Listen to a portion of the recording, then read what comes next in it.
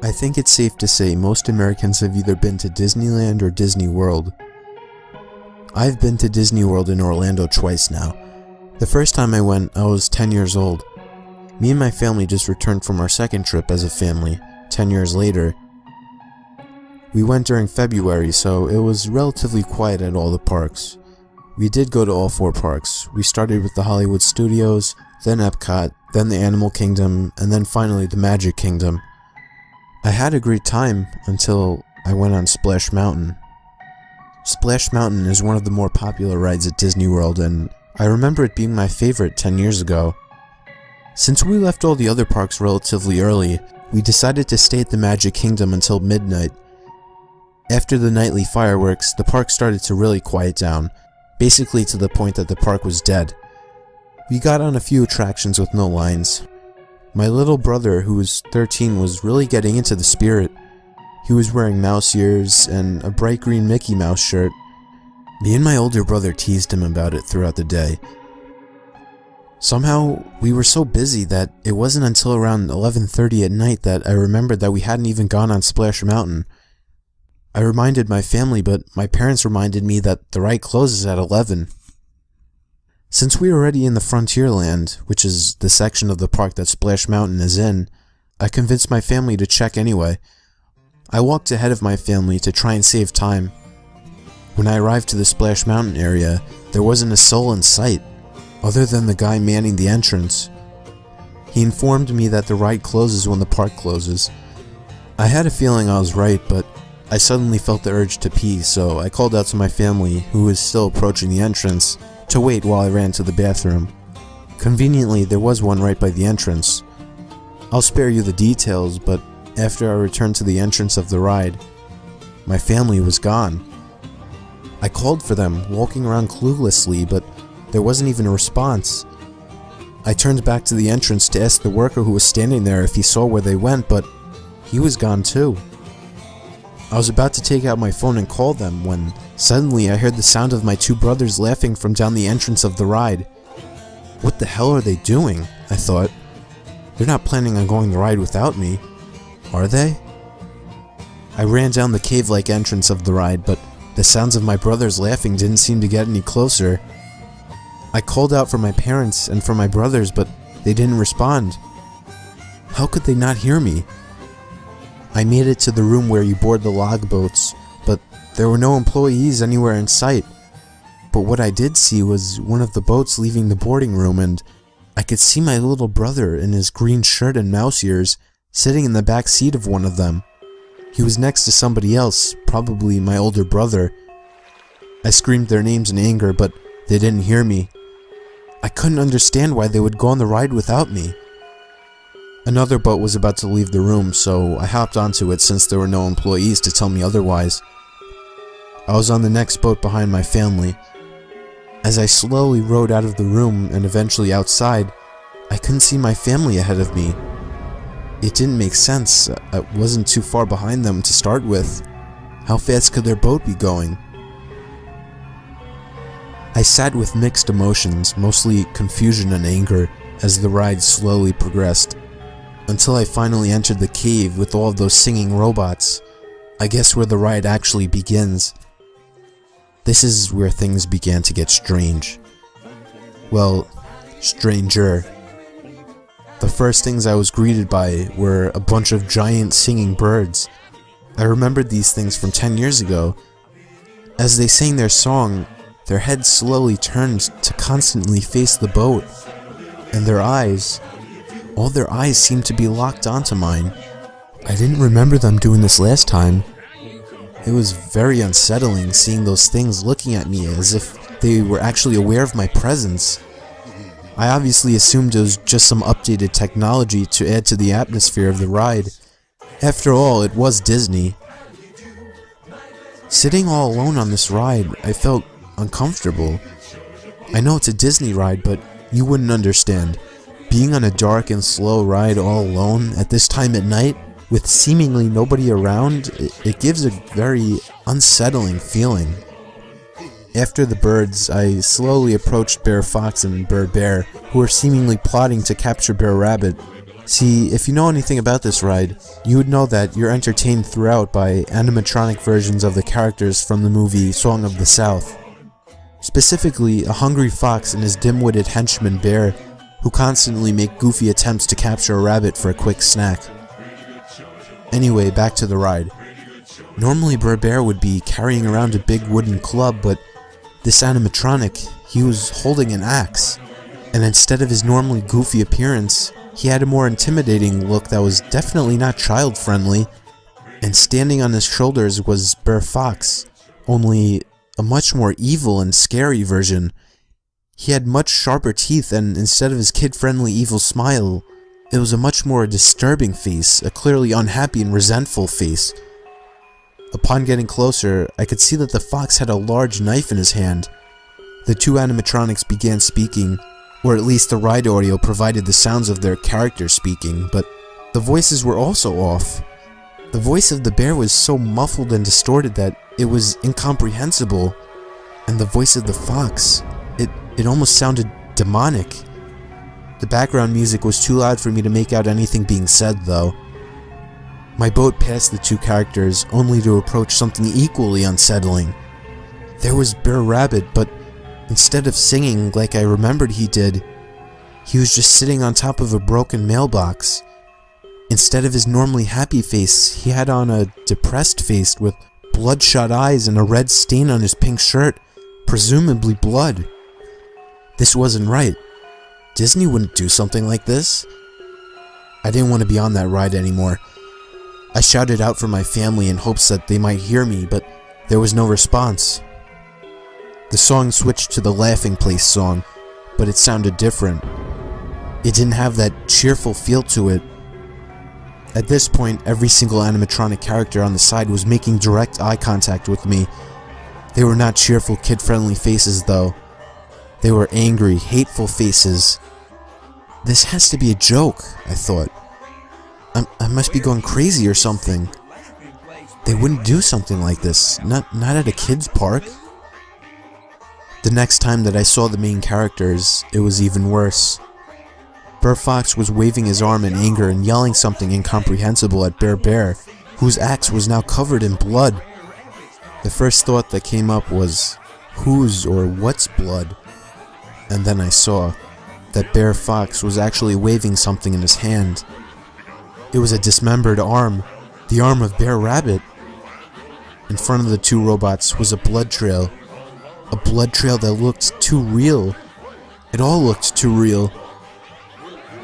I could see fake blood dripping out of the prop that the fox was holding. It has to be fake blood, I thought to myself. Before exiting this section of the ride, there was one more disturbing scene. Brer Rabbit limping across the field with a trail of blood following him.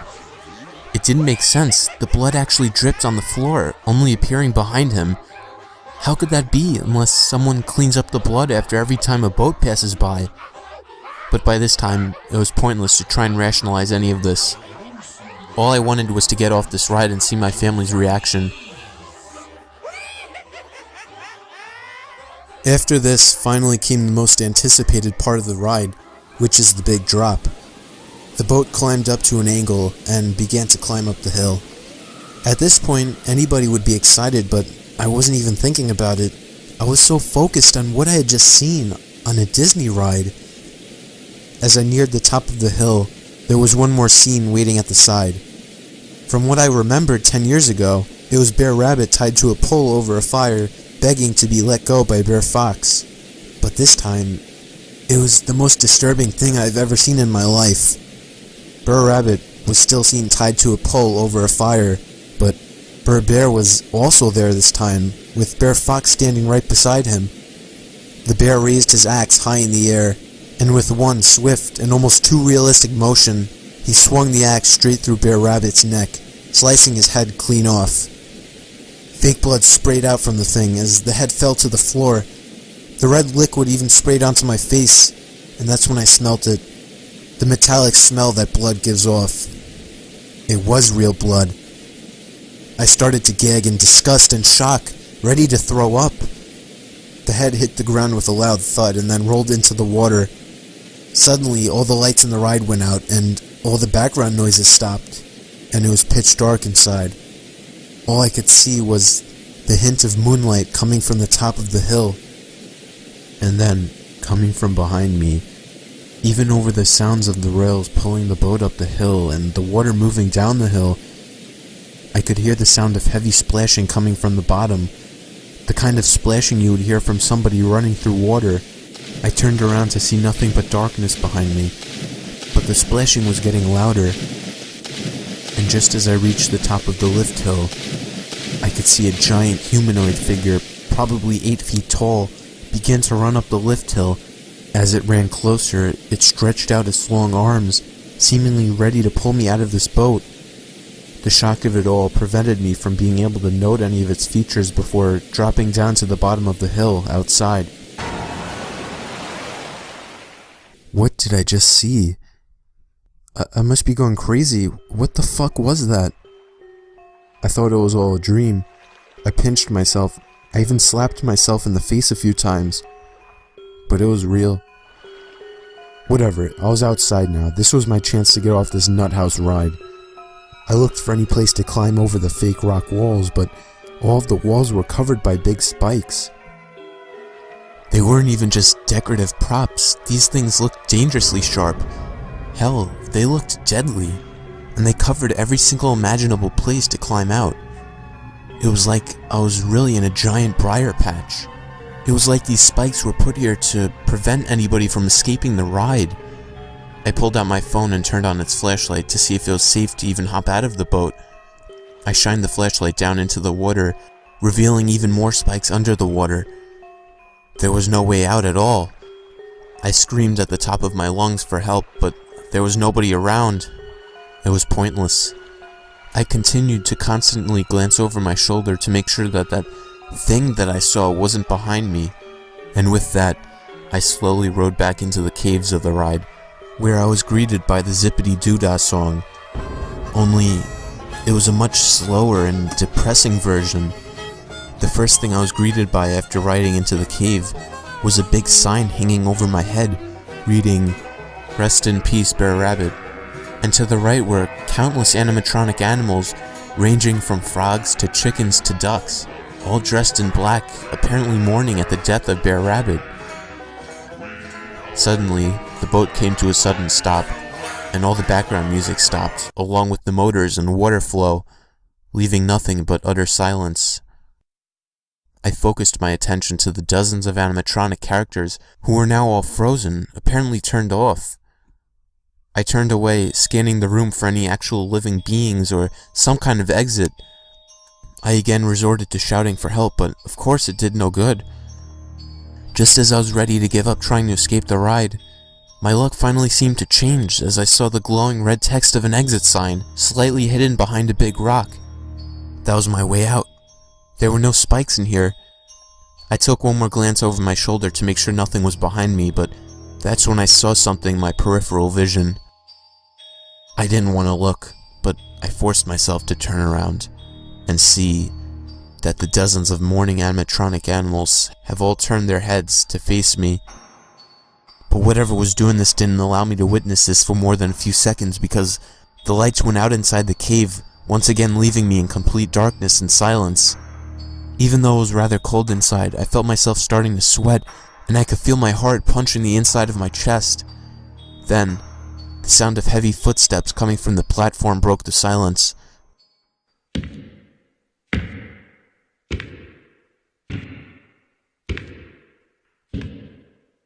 I found myself hugging the edge of the boat, too scared to even think about getting out of the boat.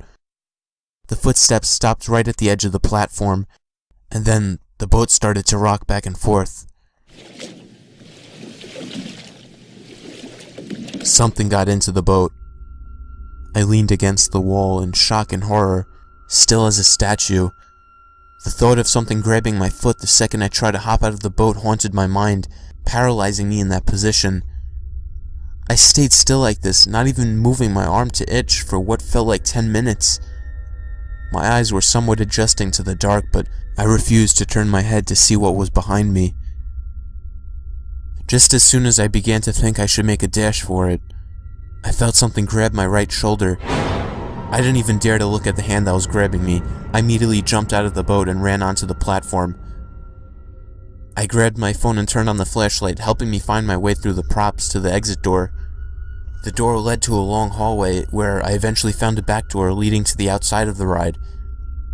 I was safe. I made it out alive. I immediately dialed my mom's phone number and she answered within seconds, as if she was waiting for me to call. I asked her if she was alright and she said she was fine. I screamed into the phone to meet me by the exit of the park right away. She sounded confused and asked me where I was, but I hung up the phone and ran to the exit of the Magic Kingdom, planning to never return again. Since this experience, my parents have been sending me to many psychiatrists and seeking as much therapeutic help as possible, but I'm still convinced that I hadn't imagined it. It was too real. My advice to you, never ride something like this alone during a very slow day late at night. I don't know how or why they would do this, but I don't know if Disney is hiding something. I still think of the creature I caught a glimpse of and whatever the thing was that was in the boat with me. I sometimes wish I had turned around to see what had grabbed my shoulder, just to kill the curiosity that I know will never go away. But maybe I should be happy I didn't turn around. Possibly the strangest thing about all of this, though, when I met up with my family at the exit of the park and tried to get some reactions from them, they told me that after I went to the bathroom, they simply walked around waiting for me. They never got on the ride.